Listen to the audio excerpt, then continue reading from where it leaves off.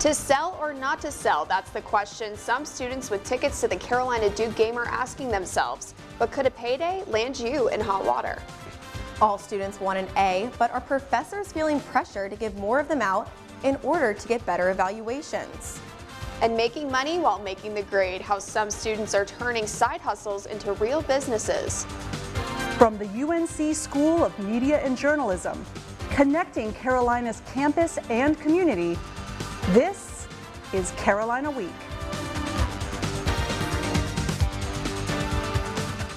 It's the hottest ticket in town. Good afternoon, I'm Emily Wakeman. And I'm Madison Forsey. We're talking about the much anticipated Carolina Duke basketball game.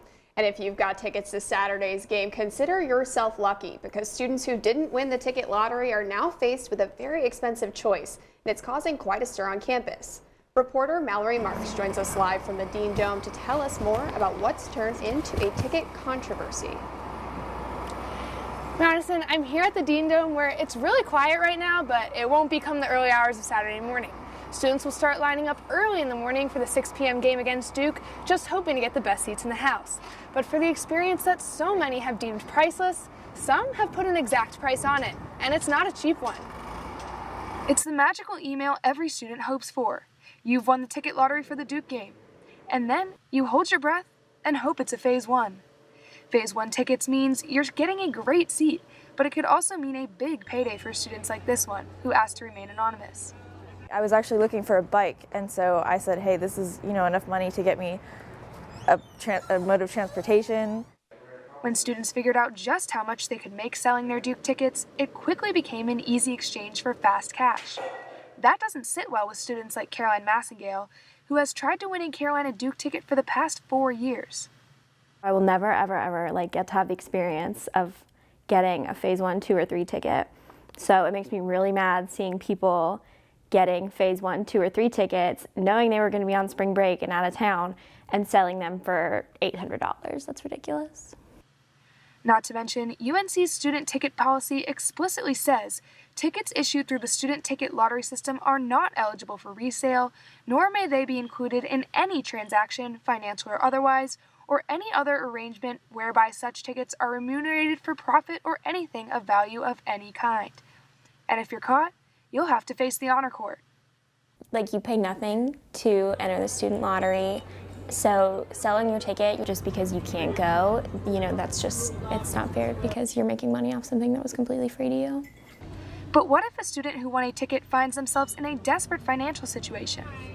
I mean, I don't want to say that I'm, eating off the grounds every day, and I'm sure other students are in the same financial situation as I am, but I mean, as someone who thinks that the Duke ticket it's not a human right. It's not even a right as a student at Carolina. It's not a right for a senior. If you're lucky enough to get one, I think that you should have the right to do whatever you want with it, as long as other people are willing to buy it. And in the end, someone was willing to buy her ticket for $300. And if you didn't win a ticket in the lottery but don't want to pay the high prices, you still have one more chance to get a ticket. You can try the Turn It Back line on Friday starting at 10 a.m. in the Quad. Madison? Mallory Marks live from the Dean Dome. Thanks, Mallory. If you do decide to buy your ticket to the Carolina Duke game, be careful. Police say there are some fakes out there. Police arrested a man in Carborough for trying to sell counterfeit tickets on Craigslist to last month's Duke-UNC game. An investigator posing as buyer met up with the seller, Timothy Summer, and arrested him once it was determined the tickets were fake.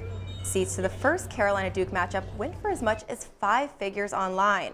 Prices for Saturday's game are relatively cheaper, around $500. But police are still urging buyers to be careful and to only get tickets from a trusted source. It's been 6 months since protesters toppled Silent Sam, and the Board of Governors was supposed to figure out what to do with the statue by next week. But it looks like we'll have to wait a little bit longer. Reporter Sydney Persing is at McCorkle Place with the latest on Silent Sam's future.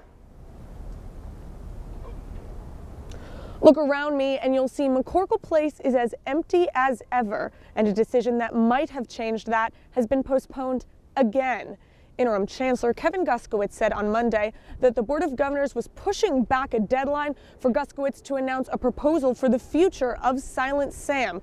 That proposal was set for March 15th, but is now expected sometime in late May. Before her resignation, Carol Folt was also granted an extension on a deadline for this same proposal. And it's also important to note that at the time, Chairman Smith of the BOG said that despite Folt's resignation, they were still fully expecting this proposal on March 15th from the interim chancellor. No word yet on why that's changed, but we'll keep following this story as it develops and bring you all of the updates. In Chapel Hill, Sydney Persing reporting. Sydney Persing reporting from McCorkle Place. In the last election, North Carolina voters approved a constitutional amendment that requires all voters to show ID at the polls. But student IDs might not count as an acceptable form of voter ID.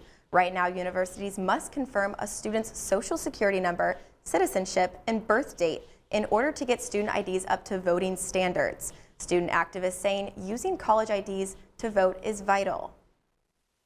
If we are limiting even one student's ability to engage in the civic process, that's one student too many. And so what this does, if we can get it to where our student IDs are counting as voter IDs, we are going to get to the point where we are enfranchising more students. We are making it more accessible to go vote. Universities have until March 15th to get student IDs up to voting standards, but some lawmakers are trying to get that deadline extended. Clean energy has become a large part of a national conversation, and one campus event is hoping to inspire students to enter the clean tech industry when they graduate. The annual UNC Clean Tech Summit brought together students and leaders in the clean tech economy to explore the innovations and challenges of the industry. With keynote speakers, networking events, and workshops, attendees say they've gained new perspectives on building a cleaner future. And so as a student who's hoping to be in this field, I think it's really cool and inspiring to see all these leaders come together and share how they're moving the ball forward. The summit is co-hosted by the UNC Institute for the Environment and the Business School's Center for Sustainable Enterprise. Some Chapel Hill businesses are also working to clean up the environment. This month, Orange County is joining the movement to reduce waste and increase awareness of how single-use plastics, like straws, can affect marine life. Local restaurants, including Bonchon, Four Corners, and Carolina Coffee Shop, are skipping the straw by only providing straws upon customer request. Carolina Coffee Shop is no stranger to this movement. They've been a part of it for more than 2 years. And we just decided to do it because it's good for the environment and because we want to teach our community the right way to do things, you know? In the past 30 years, cleanup crews have collected more than 9 million plastic straws and stirrers that have washed up on our coast. And for many upperclassmen, living off campus is definitely a treat. The rent is cheaper, there's less supervision, and Franklin Street is only blocks away. That's right, but there is a major issue for students who've outgrown dorm life: larceny. Reporter Colleen Brown has the story. Senior Lauren Sullivan enjoyed living off campus. That is until her backpack with her laptop, notes, and an EpiPen was stolen from her car. Next morning when I went to come get my backpack, I noticed my car was unlocked and missing was my backpack. Sullivan's car, while unlocked, was parked in her driveway off Longview Street. Now, this theft wasn't her first experience with crime. Sullivan and her housemates have had to call Chapel Hill police many times before. All of my roommates feel a little sketched out on this street, mostly because we've been living in this house since there was a car on fire right in front of our house, and all of the hit and runs from our cars on this street have been an annoyance as well. Chapel Hill Police Chief Chris Blue says experiences like Sullivan's aren't uncommon. The number one crime that really happens in most any college community, including this one, is larceny. People's computers being stolen out of their cars or their bikes stolen off their porch, those kinds of things. And most of those are preventable. Areas with a high number of student renters are easier targets than family homes, but there are ways to help prevent crime. Number one, pay attention to where you are and what's going on around you. Don't leave goodies in your car, and if you have to leave something good in your car, please lock it. I have never left my backpack in my car or really have it unlocked ever, and this just teaches me that, you know, you think it's not going to happen to you, that you're smarter than that, it'll happen to you, because it happened to me. And while locks aren't guaranteed to stop a determined thief, police say a locked car or house makes you less of a target. In Chapel Hill, I'm Colleen Brown reporting. Chapel Hill police offer free safety consultations for off-campus students who want to learn how to keep their property secure. Well, coming up, students might complain about their grades being too low, but are professors actually giving out grades that are too high? That story after the break.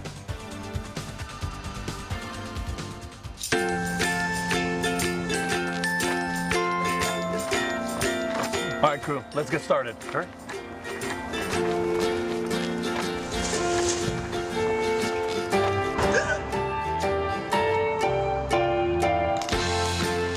Don't ignore the law. You must call 811 at least 2 to 3 days before any digging project so you can avoid hitting our essential buried utilities. For digging projects big or small, make the call to 811.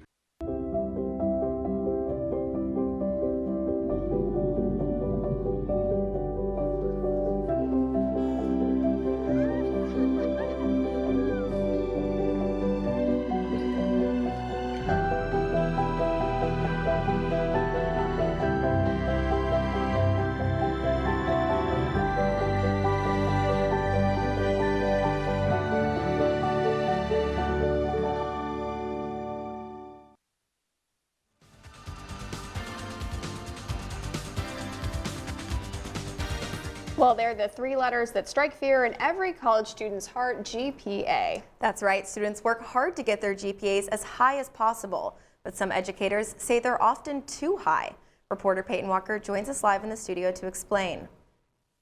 Thanks, guys. Registration time is almost here, and there are lots of things students do to prepare: meet with advisors, build their online shopping carts, and try to find the instructors who are the easiest graders.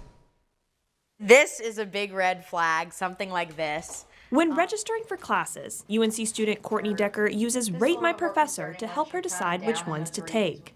If I see people are getting like C's, D's, I'm definitely very wary and try to find alternative options. The site allows you to look up professors and view student ratings about the overall quality and level of difficulty of their classes. Students can even show the grade they received and attach taglines like "tough grader" and "lots of homework" to the professor's page. While evaluations like these might be beneficial to students, when they deploy the concept of frame, they can put pressure on professors to inflate their students' grades, something Andrew Perrin, a sociology professor at UNC, is trying to curb.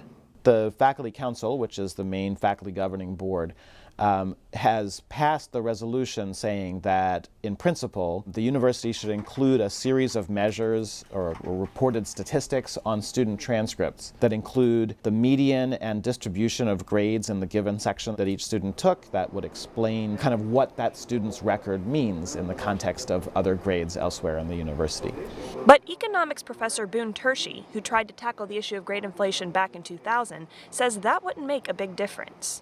The people who are going to be reading these, employers and maybe graduate schools and things like that, they're going to focus on the letter grades. And they don't have enough time to sort of say for each course, the distribution is this, and therefore I've got to discount it this way and that.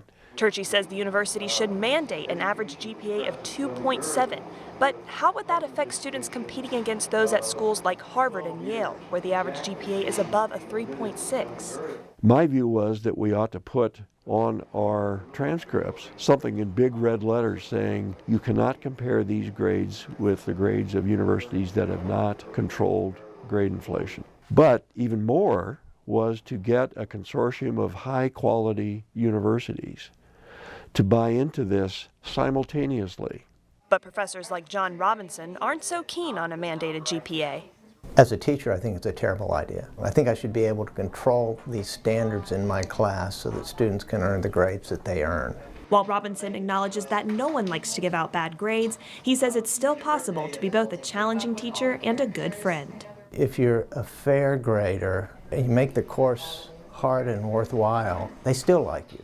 Decker can attest to that in spite of her use of online rating services. You want the professors who are going to teach you because you want to have the skills that they're teaching you in the classroom when you go to the real world. Carolina's average professor rating on the site is a 3.86 on a 5-point scale. There's no published information about the average GPA at UNC. Reporter Peyton Walker live from the studio. Thanks, Peyton. A familiar face is stepping down from her leadership position here at Carolina. Crystal King, director of the Carolina Union since 2013, just announced her resignation. King says she decided to step down so she can spend more time with her family. Her last day will be May 3rd. Well, get ready to pay more to park on parts of campus. The UNC Transportation and Parking Department says they are adding new fees. Beginning next fall, students will have to pay for on-campus weeknight parking. There will be an additional $6 on your annual transportation fees and an extra $2 the following 2 years. The parking initiative will generate over $250,000 by the 2021-2022 school year. The money will pay for student-centric items such as fare-free Chapel Hill Transit buses, the Tar Heel Bike Program, and a new parking deck. For students like J.C. Weber, the small fee is worth the big payout. I think the money has to come from somewhere, so as someone who will benefit from this, I think it's fine. I'm actually more upset for the $6 fee will not be applicable to first-year students since they cannot bring vehicles on campus. The new permit will allow you to park on most campus lots on a first-come, first-served basis. Protesters are asking a popular dining spot on campus to protect farm workers or get out. Dozens of students and community members marched to the Wendy's on campus, calling on the university to cut ties with the restaurant chain.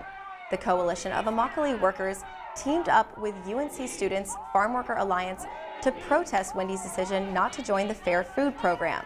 Wendy's currently sources its tomatoes from indoor greenhouse farms, which protesters say don't protect farm workers against sexual violence and abuse.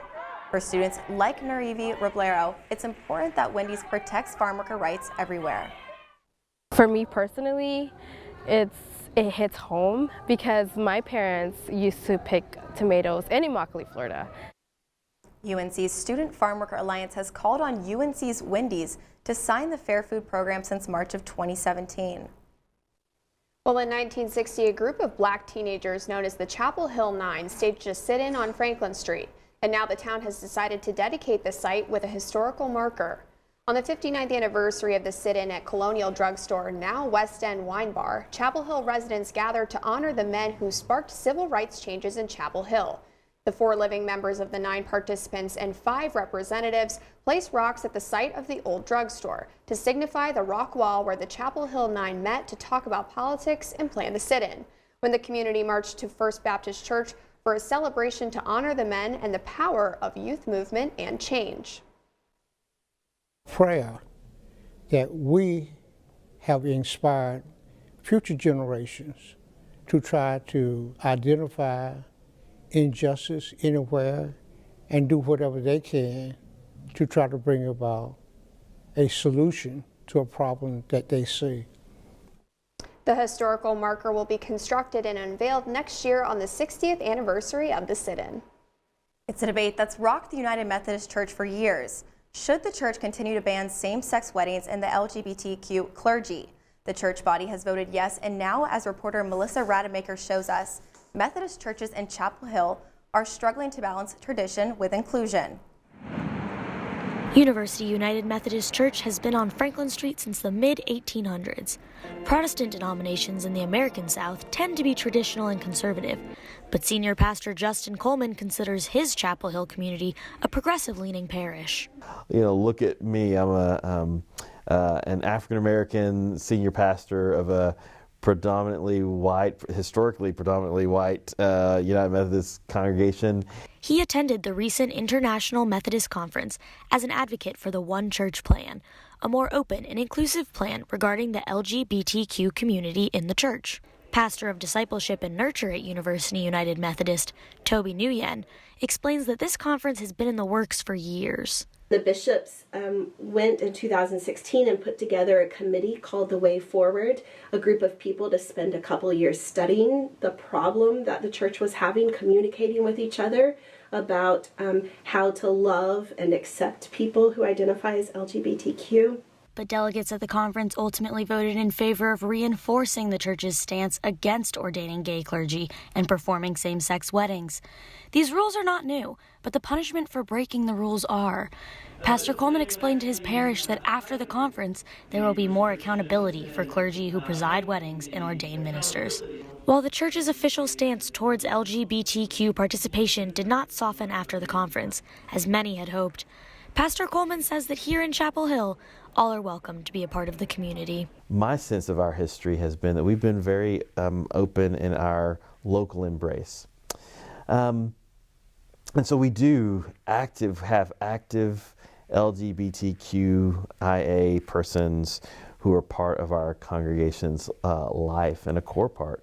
Nguyen thinks that in Chapel Hill the community is inclusive, but she admits that she is nervous about the effects this official decision will have on American Methodist membership. Some folks, they're concerned about whether they have that from the whole United Methodist Church and what that means for them to be giving their time and money to a system that doesn't feel like it matches them really well.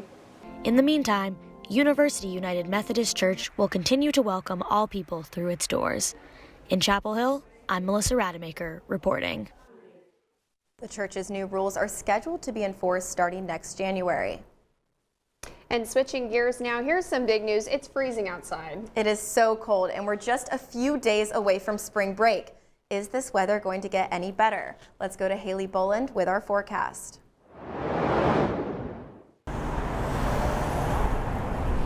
Well, it is Beat Duke Week again, so you know what that means. Spending time outside in the middle of winter. So you're going to want to pay attention to this forecast. Whether you're outside here at Top of the Hill waiting for your seat for the game or outside the Dean Dome waiting to get in, you're going to want to know what to wear. So let's take a look at the next 5 days. Today is the coldest day of the week with a high of only 42 and a low of 23, so you're going to want to bundle up, especially tonight. However, it does warm up a little bit for Thursday and Friday with highs in the upper 40s and the lower 50s. And that leads us into Saturday, which is game day. It is going to be one of the warmest days of the week, so things are looking good while you are celebrating your Tar Heels.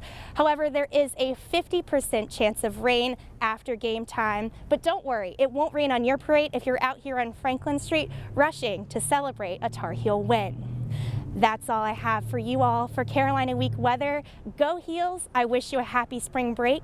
I'm Haley Boland. Coming up, men's basketball breezed past Boston College and the Blue Devils are up next. Carolina Week sports after the break.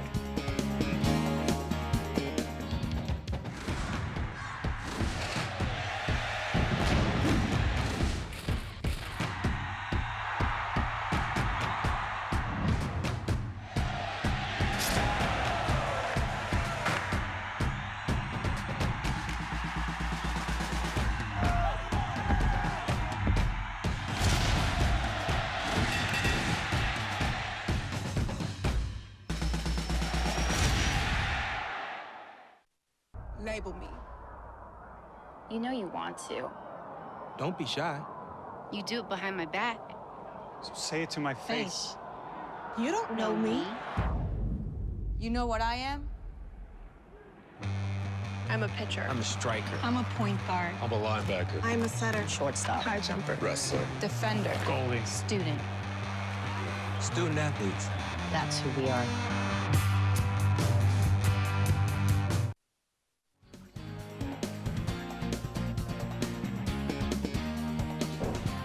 Welcome to Carolina Week Sports. I'm Natalie Bodie. Coming off the sweep against UMass Lowell during the weekend, the high-scoring Diamond Heels took on a scrappy Charleston Southern squad on Tuesday afternoon. Things were neck and neck until the bottom of the third when Ben Kasparius' RBI helped spark a 5-run explosion for the Heels, giving them a 4-run lead. But UNC wasn't out of the woods yet. With the Buccaneers trailing by only 2 in the top of the 8th, this 2-run double RBI would be good enough to tie the game, making the idea of an upset quite possible. However, with the bases loaded in the bottom of the 9th, the pitcher walks Brandon Martirano on 5 pitches, bringing Jackson Hesterly to home plate. This clinched the victory 7-6 for the Heels. Number 3, UNC will open up ACC play this weekend in a 3-game series against Clemson, trying to improve on a 12-1 record.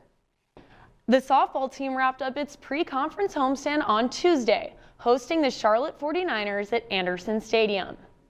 Hannah George wasted no time getting to work on the mound, striking out a Charlotte batter here. The Heels bats were hot early on as they put together base hit after base hit, and the biggest bat was in the hands of George, who dominated at the plate just as effortlessly as she did on the mound, homering not once but twice. Charlotte fails to answer and George leads the Heels to an easy shutout victory. They won this one 9-0. The Heels will kick off ACC play at Duke this weekend for the first meeting in Durham in program history. The Tar Heel men's basketball team traveled to Boston College on Tuesday to take on the Eagles, trying to remain unbeaten on the road in conference play. Kobe White finds Cameron Johnson, who hits the three-pointer while being fouled. Later in the half, White finds Johnson again to drill in the step-back three. White fights his way through 2 defenders for the layup, and the rout is on. White passed Michael Jordan's freshman scoring record on the play. In the second half, Luke May finds a wide-open Kenny Williams in the corner, and later Williams tosses it to Garrison Brooks for the two-handed finish. On the inbound, White lobs it to Nasir Little for the slam dunk as Carolina cruises to a 79-66 victory. Next up for the Heels is undoubtedly the most exciting event of the week. That's right, the second installment of the Carolina-Duke rivalry. Coming off a big win at Cameron, led by a 30-point performance from senior Luke May, Carolina will look to come out on top once again when the Heels play on Saturday. Only this time, the home court advantage will be in full effect for UNC. Saturday's game between UNC and Duke will be the 12th time these two teams have met when both are ranked in the AP Top 5. The most recent occurrence was in 2008 when the Blue Devils took home the W. Despite that loss, the Heels still lead 6-5 all-time in top 5 matchups and 138-111 in the history of the series. Tar Heel fans hope the 250th edition of the Battle of the Blues ends in a Carolina victory. That's all for Carolina Week Sports. Have a great spring break. Coming up, some Carolina students are finding new ways to make extra cash for college.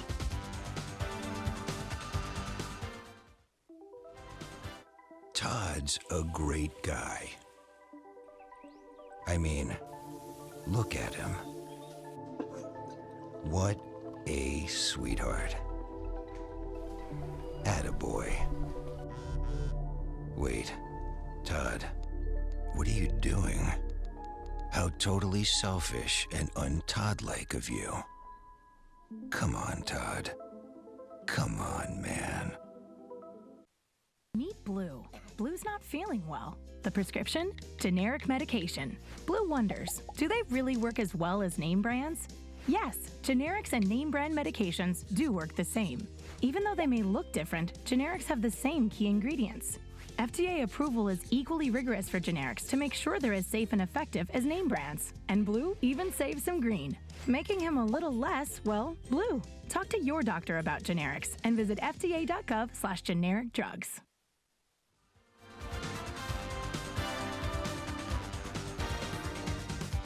The price of college tuition keeps on rising. And while many students spend their nights and weekends waiting on tables or working on campus, some students are turning their passions to make ends meet. Reporter Logan Castrodale has the story. With friends, she's doing something else. Running her own business from her dorm room. It's called Beats by Bree. Clients can get their makeup done for special occasions or just for fun.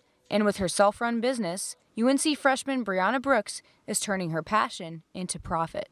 So being a first year and experiencing college, I'm like, wow, I'm low on money. I really don't want to. I don't care to work anywhere, in an office job or anything. So I was like, hey, how about I do something that I love? She began investing in her business at a young age, putting away paychecks in high school to fund it. It took me about a year or two to really practice and master my skill and get all of the products. And then in 2017, I started actually charging people to do their makeup for proms or special occasions and their birthdays. She now has clients, a booking website, and even an Instagram page to promote her work. Junior Hannah Entwistle launched her business, Hint of Mint Designs, in the summer of 2016 with her sister. With custom and handmade prints and paintings, they sell their products online and at pop-up markets. We really try to keep our prices low and affordable, but also charge what we're worth. We really try to make sure when we're calculating our prices that we are getting back the time that we're putting in and paying ourselves what we ought to. She says she's had to grow accustomed to the entrepreneurial mindset. It's just a different world, you know, and it's something that I have to keep working at growing because it's important to me that it grows, not only because I want the business to be successful, but also because it's something that really matters to me personally. But Entwistle says she definitely considers herself an entrepreneur. Over time, I've learned to claim that title as my own because I have put all the time into it and I have grown a business. Cheryl Waddell, director of Innovate Carolina, says the skills Brooks and Entwistle are learning are invaluable. And it's really important from the standpoint of it's still allowing them to develop all of those skills. The skills of developing a product, the skills of branding yourself. And they're skills these entrepreneurs say they can only get outside of the classroom. In Chapel Hill, I'm Logan Castrodale, reporting. And it's so cool to hear those student stories, and I've actually purchased some of Hannah Entwistle's artwork, so I can confirm she does a great job, so she's pretty amazing. I know, it's great to see how creative students get about making some extra money. Yeah. Well, that's going to do it for this edition of Carolina Week. Thanks so much for watching, and have a great night.